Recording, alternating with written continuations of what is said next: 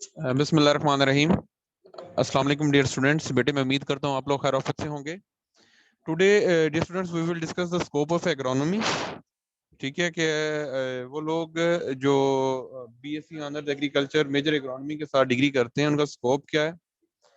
तो उस हवाले से फर्स्ट वन, रिसर्च इदारों में क्या स्कोप है। आप देखें जो प्लांट ब्रीडर्स हैं, ठीक है, ये वैरायटी बनाते हैं, मगर उस वैरायटी को जो बंदा टेस्ट करता है, जो उसको अप्रूव करवाता है, वो एग्रोनॉमिस्ट होता है। वो वैरायटी आया टॉप यील्डिंग वैरायटी है, आया वो वैरायटी यानी कि प्रीवियस जो वैरायटीज हैं उनसे बेहतर है या नहीं बेहतर। ठीक है, ये तमाम चीजों को कौन लोग ऑफर करता है? Agronomist. Plant breeder develop new varieties which are tested and selected by agronomist. ठीक है। In addition to this, research related to water management, soil conservation, reclamation, seed collection, and other production problems are carried out by agronomists। यानी कि हमारा water management department है, जो ये बेटे water management department जो ये ड्रिप इरिगेशन लगवाते हैं, स्प्रिंकलर इरिगेशन लगवाते हैं, या ये पक्के खाल बनवाते हैं, ठीक है, लाइन वाटर चैनल्स बनवाते हैं, तो उसके अंदर बकायदा हमारे एग्रोनॉमिस्ट रिक्रूट होते हैं या एग्री इंजीनियर्स रिक्रूट होते हैं। तो उनका बेसिक काम क्या होता है कि वाटर मैनेजमेंट के रिलेटेड जो रिसर्च है, irrigation scheduling, when to apply, how to apply, how much to apply, कौन सा इरिगेशन सिस्टम यूज करना है, ड्रिप करना है, स्प्रिंग यानी कि high efficiency irrigation system use करना है, या कन्वेंशनल इरिगेशन सिस्टम यूज करना है, या हमारा एक सॉइल कंजर्वेशन का एक बकायदा डिपार्टमेंट है, उसमें भी या सॉइल साइंस वाले जाते हैं या एग्रोनॉमिस्ट जाते हैं। उसके अंदर क्या होता है कि आप डिफरेंट, जैसे बरानी एरिया है, या ये डेरा गाजी खां, या आपका ये क्या नाम लेते हैं राजनपुर, इस साइड पे रोहतको ही का एरिया है, कोई सुलेमान वाला एरिया है, चकवाल ये आपका हो गया, इसके साथ साथ अटक, ये जो वो एरिया है रावलपिंडी वगैरह, जहाँ यानी कि जमीन प्रोन है टू वाटर रीजन। तो उन इलाकों में सॉइल कंजर्वेशन ऑफिसर के तौर पे एग्रोनॉमिस्ट रिक्रूट होते हैं, और डिफरेंट मिनी डैम्स बना के, गली प्लगिंग करके, सॉइल इरोजन को मैनेज करके, वो वहाँ वो उन इलाकों को, फार्मर्स को हेल्प आउट करते हैं कि वो कैसे अपनी सॉइल से अच्छी क्रॉप ले सकते हैं through by use of agronomic practices like strip cropping, like contouring, like terracing. तो इस तरह की ये जो टर्म्स हैं, फिर आप अभी तो आपके लेवल की नहीं, इन फ्यूचर आप लोग ये पढ़ेंगे। इसके बाद एग्रोनॉमिस्ट रिक्रूट होते हैं हमारे एग्रीकल्चरल कॉलेजेस के अंदर, यूनिवर्सिटीज के अंदर। इसके अलावा जिस तरह रिसर्च ऑर्गेनाइजेशंस हैं, जैसे पाकिस्तान लेवल पे पाकिस्तान एग्रीकल्चर रिसर्च काउंसिल है, Ayub agriculture research institute Faisalabad है, इस सॉइल कंजर्वेशन डिपार्टमेंट के अंदर रिक्रूट होते हैं। रिक्लेमेशन डिपार्टमेंट के अंदर एग्रोनॉमिस्ट रिक्रूट होते हैं। रिक्लेमेशन डिपार्टमेंट कौन सा है? वो इलाके जहाँ को वाटर लॉगिंग का इशू है, ठीक है, सतह जमीन का जो पानी है वो ऊपर सरफेस ऑफ सॉइल पे आ गया है, तो उसको रिक्ले वर्टिकल उसकी ड्रेनेज के लिए या हॉरिजॉन्टल ड्रेनेज के लिए। इसके बाद वाटर मैनेजमेंट डिपार्टमेंट का मैंने आपको बता दिया। इसका प्राइवेट एजेंसीज हैं, जैसे मैंने खुद एज एन एग्रोनॉमिस्ट एक सीड कंपनी में काम किया है। तो हमारा जो प्राइवेट एजेंसीज हैं, चाहे वो पेस्टिसाइड सेक्टर है, चाहे वो सीड सेक्टर है, चाहे वो फर्टिलाइजर सेक्टर है। फर्टिलाइजर में भी अब दो मेजर के लोग सिर्फ जाते हैं, या एग्रोनॉमिस्ट या सॉइल साइंटिस्ट। अच्छा, इसके बाद जो एग्रोनॉमी का दूसरा स्कोप है वो है टीचिंग। ठीक है, agronomist also provide jobs as teachers in agricultural colleges and universities. ठीक है, तो इन फ्यूचर एग्रोनॉमिस्ट आप टीचिंग की फील्ड में भी आ सकते हैं। और इसके बाद एग्रीकल्चर एक्सटेंशन का आप जो भी प्रीवियस अगर रिजल्ट्स भी देखें तो 70% जो सक्सेस रेट होता है वो एग्रोनॉमिस्ट का होता है, क्योंकि एग्रीकल्चर एक्सटेंशन ऑफिसर का जो पेपर आता है वो बेसिकली किससे आता है? मेन एग्रोनॉमी से आता है। ठीक है, क्रॉप्स की सोइंग टाइम्स होते हैं, क्रॉप्स के टेक्निकल नेम्स होते हैं, क्रॉप्स की लेटेस्ट वैरायटीज होती हैं, तो इस किस्म का वो एग्रीकल्चरल हेल्पलाइन। तो इस हवाले से ठीक है, अब एग्रीकल्चर एक्सटेंशन सिर्फ गवर्नमेंट के अंदर नहीं है, ये हमारी प्राइवेट ऑर्गेनाइजेशंस में भी है। जैसे शुगर मिल्स केन मैनेजर रिक्रूट करती हैं, ठीक है, शुगर मिल्स केन मैनेजर रिक्रूट करती हैं। उनका काम क्या होता है कि जो फार्मर, क्योंकि शुगर मिल ने तो 3-4 महीने चलना होता है, बाकी वो केन मैनेजर सारा साल फार्मर्स को गाइडलाइंस देते हैं कैसे वो शुगर केन की बम्पर पैदावार हासिल कर सकते हैं। तो इसमें agronomist are in great demand for agriculture technology transfer और extension services by the Department of Agriculture Extension. Their main duty of agronomists is to carry out the message of modern agriculture to the farming community. Sugar mills, fertilizer factories, pesticide firms also apply agronomists in their services department. अब fertilizer, अब आपका जो Fatima fertiliser है या आपका फौजी fertiliser है, तो इन सब ने आपको पता है कि एग्रोनॉमिस्ट हायर किए होते हैं for conduct of multi locational trials. ठीक है, आप रोड साइड पे जब मूव करते हैं तो ये जी सोना यूरिया का या ये डीएपी का, ये डिफरेंट किस्म के ये ट्रायल्स लगे हुए हैं, तो ये ट्रायल्स कंडक्ट करवाते हैं एग्रोनॉमिस्ट। तो इस तरह पेस्टिसाइड्स की भी ट्रायल्स, उनकी सेल, उनकी मार्केटिंग, तो इस हवाले से। इसके साथ साथ मैनेजमेंट, इसके अलावा डिफरेंट मैनेजमेंट। ये अली असद अपना माइक म्यूट करो यार।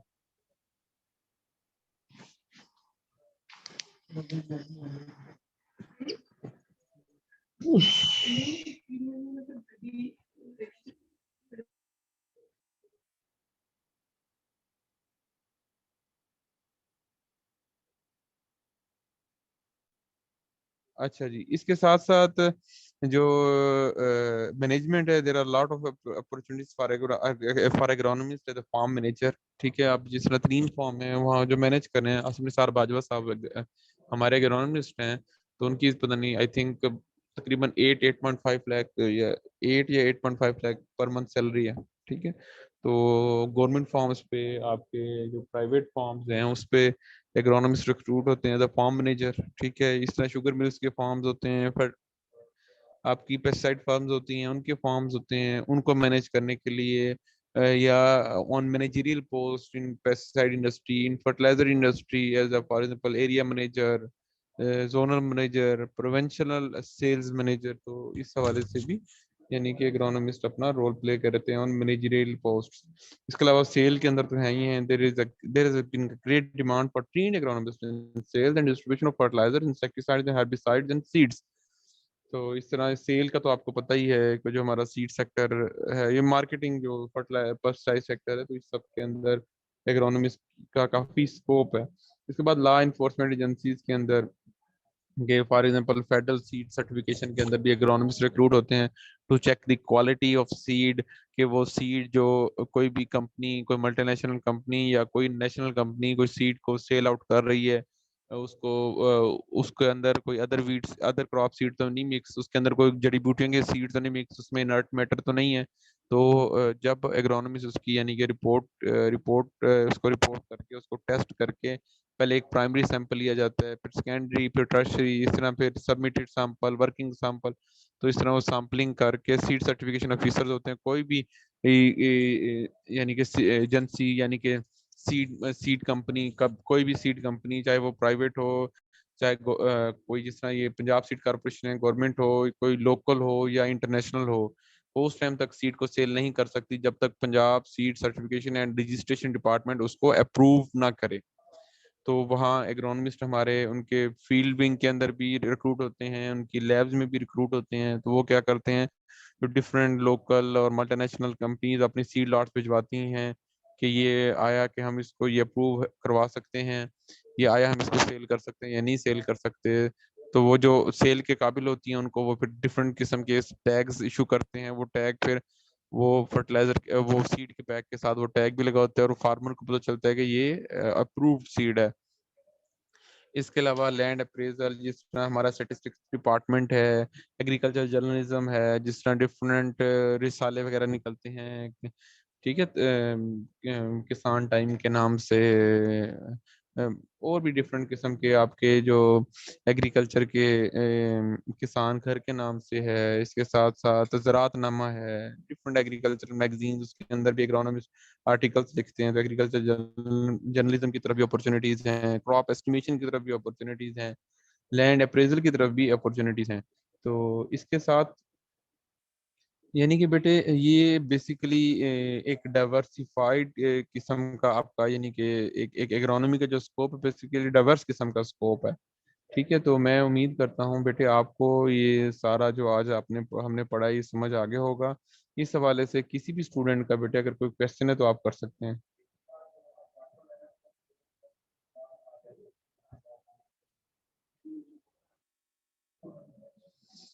हाँ जी बेटे, किसी स्टूडेंट का क्वेश्चन है तो आप लोग कर सकते हैं।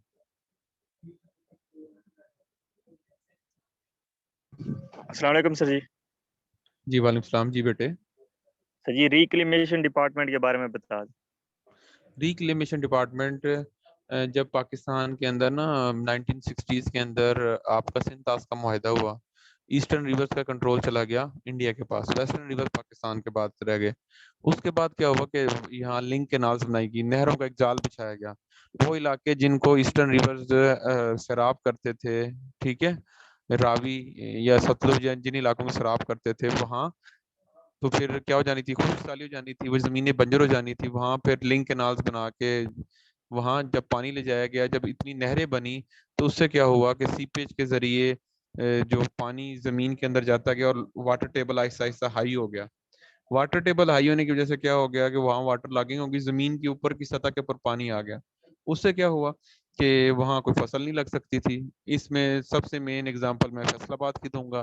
फैसलाबाद में बहुत कॉटन ग्रो होती थी, मगर जब ये नहरें वगैरह बनी, वहाँ वाटर लॉगिंग हो गई। वो जो जमीन के नीचे वाले साल्ट से ना, जो जमीन की डीपर लेयर में साल्ट थे, वो पानी के साथ मिक्स होकर जमीन की सरफेस के ऊपर आ गए। फिर वहां ड्रेन्स बनाई गई, ठीक है। ड्रेन्स आप समझते हैं कि स्ट्रीम्स जिसे नदी कहते हैं ना, ऐसे ड्रेन्स बनाई गई जो एक्स्ट्रा जमीन का पानी लेके जाती थी। इस तरह फिर ट्यूबवेल्स लगाए गए, एक स्कार प्रोजेक्ट स्टार्ट किया गया।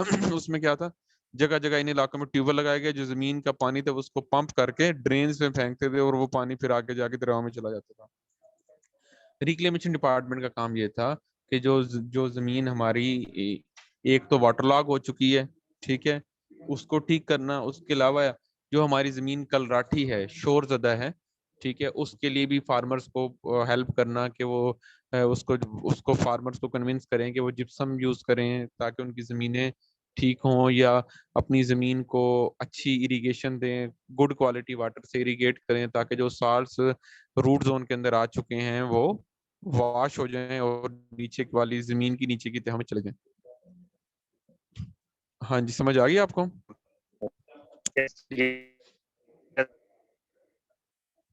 बेटे आपकी आवाज समझ नहीं आ रही। हाँ जी, आ गया सर जी समझ। चलो ठीक हो गया, ठीक हो गया, शाबाश। हाँ जी बेटे, कोई और स्टूडेंट जिसको कोई चीज क्लियर ना हो? अस्सलाम सर सर। पहले ना सर जी वाले, एग्रीकल्चर वाले सर गवर्नमेंट सेक्टर में जा सकते थे सर, अब तो नहीं जा जी सकते सर। अब भी जा सकते हैं कौन से सेक्टर में नहीं जा सकते? नहीं एग्रीकल्चर वाले सर, बेटे हर वो मेरे मैट्रिक के दो टीचर सर, उन्होंने एग्रीकल्चर की हुई थी सर। अब कह रहे हैं कि अब वो नहीं जा सकते गवर्नमेंट सेक्टर में, उसमें सर टीचिंग मेथड में। हाँ हाँ, टीचिंग की बात करो ना, ओवरऑल तो ना करो ना बेटे। वो ये है कि वो जी सर। टीचिंग में हमारे लोग जा सकते थे, मगर वो फिर जो बेसिक साइंसेज वाले हैं उन्होंने काफ़ी एफर्ट्स की, और उन्होंने कहा जी ये तो प्रोफेशनल डिग्री है, तो ये जो एग्रीकल्चरल ग्रेजुएट हैं या जिन्होंने डीवीएम की हुई है या जो इंजीनियर्स हैं, इनके पास तो अपॉर्चुनिटीज़ और भी हैं, प्राइवेट कंपनीज भी हैं और ये वो, तो ये जी हमारा इधर स्कूलों में आके हमारा हक मारते हैं, क्योंकि हमारे लिए तो और कोई अपॉर्चुनिटीज नहीं है। इस वजह से थोड़ा सा इशू है। नहीं तो आई थिंक 2018 तक तो हमारे एग्रीकल्चर ग्रेजुएट स्कूल डिपार्टमेंट में भी जाते रहे हैं।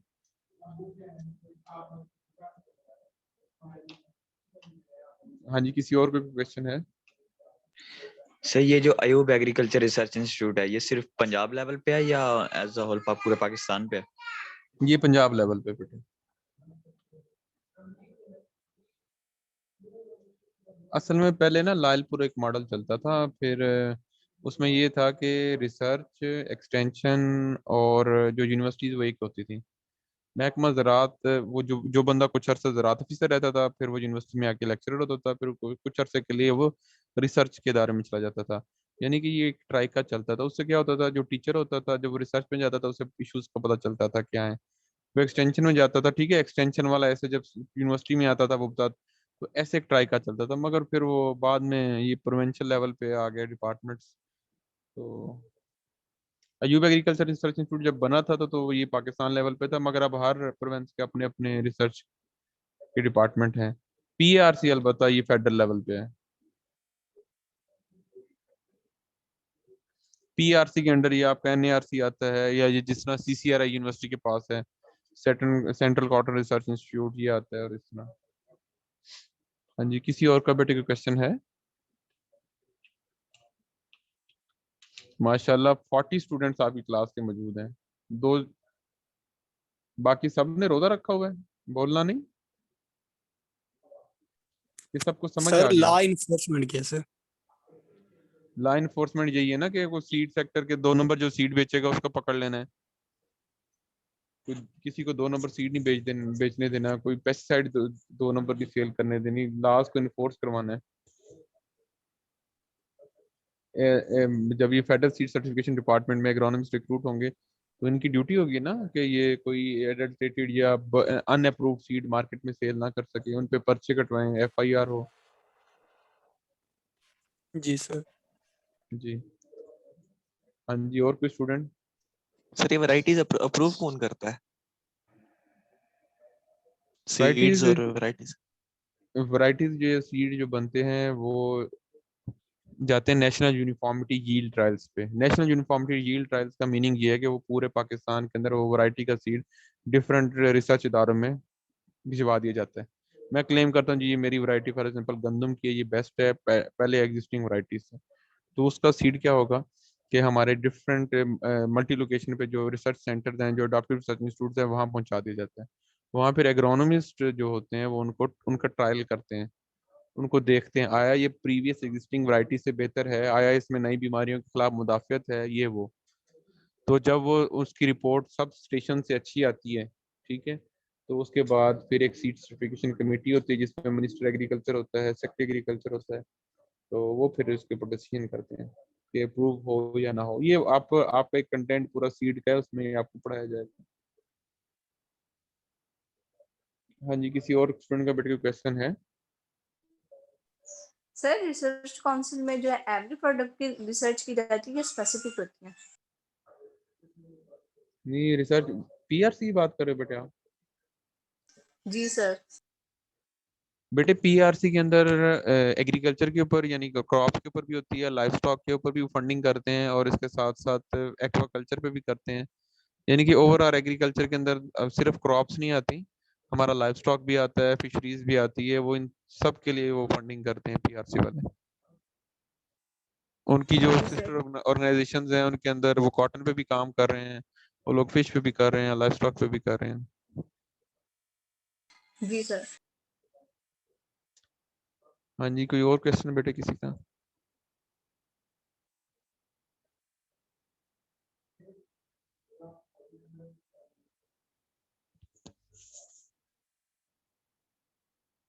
हाँ अभी जवानों किसी का कोई और क्वेश्चन नहीं है? ये मलिका है बेटे, आपका उधर अटेंडेंस नहीं लगी हुई मूडल के ऊपर, इधर आप जूम पे हो।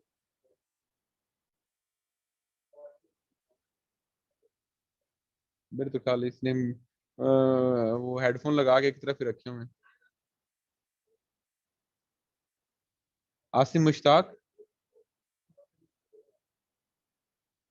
मोहम्मद आसिम मुश्ताक,